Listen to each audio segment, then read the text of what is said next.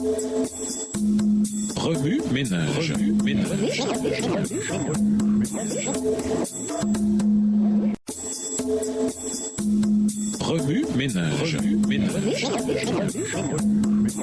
Bienvenue dans votre émission. Remue ménage. Nous voilà à la leçon de dimanche, intériorisée, 5 raisons. Dans Lévitique 18, Dieu fournit 5 raisons majeures pour lesquelles nous devrions choisir d'être sexuellement purs. Premièrement, parce qu'il le dit. 4 versets au début du chapitre répètent l'affirmation « Je suis le Seigneur votre Dieu » au verset 2 et 4 à 6. Le verset 4 disant très clairement que nous devons obéir à ses lois parce qu'il est Dieu. Le peuple du Seigneur est responsable devant lui. Étant sous son autorité, il doit donc observer ses lois. Or, c'est Dieu qui définit la pureté, pas nous.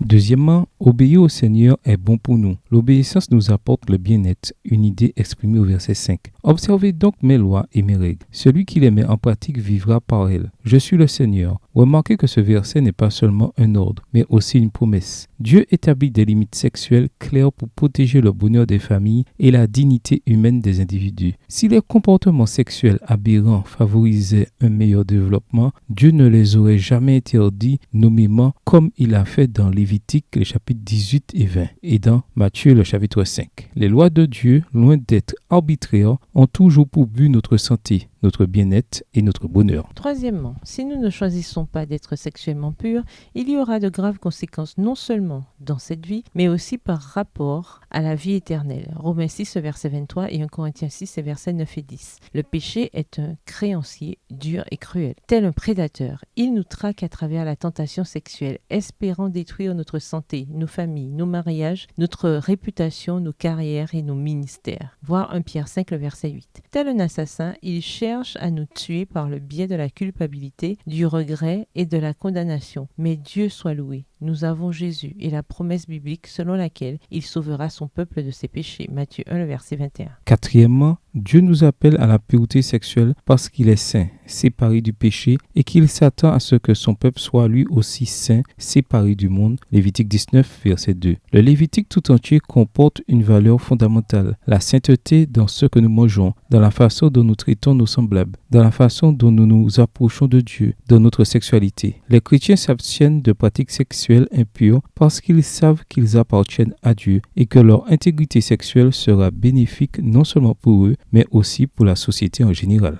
Enfin, Dieu veut que notre vie sexuelle soit pure pour protéger nos semblables. Il est difficile d'imaginer un chapitre plus pertinent pour notre époque. Les nouvelles d'aujourd'hui sont remplies d'horribles histoires d'abus, d'abandon, de négligence et de chagrin d'amour. Parmi les conséquences de nos péchés d'ordre sexuel contre les autres, il y a le fait qu'ils déshonorent ceux-ci. Ils entraînent aussi d'autres conséquences telles que la jalousie, la tension, la rivalité. Lévitique, le chapitre 18. Comme beaucoup de chrétiens aujourd'hui, les Israélites vivaient entre deux cultures sexuellement perverses qui encourageaient ouvertement ou secrètement les relations sexuelles avant le mariage. L'adultère, l'inceste, l'homosexualité, la bestialité, la pédophilie et le viol. Versets 3 à 23 de Lévitique 18. Dans Lévitique 18, Dieu parle par l'intermédiaire de Moïse. Nous savons donc que les instructions données par ce dernier sont soutenues par la plus haute autorité de l'univers, les versets 1 et 2. C'est Dieu qui est l'autorité derrière ces préceptes et non Hollywood, votre culture ou même votre église ou votre pasteur. Dans ce chapitre contre-culturel, Dieu clarifie la situation à l'égard de ces choses, non seulement pour Israël, mais aussi pour chaque nation et pour l'humanité tout entière aujourd'hui. Remue-ménage.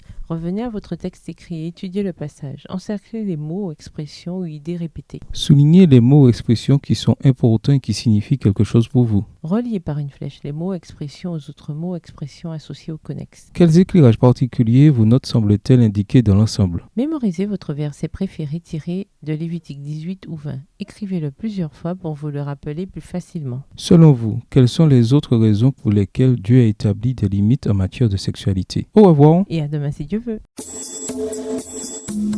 Remue ménage. Remue ménage.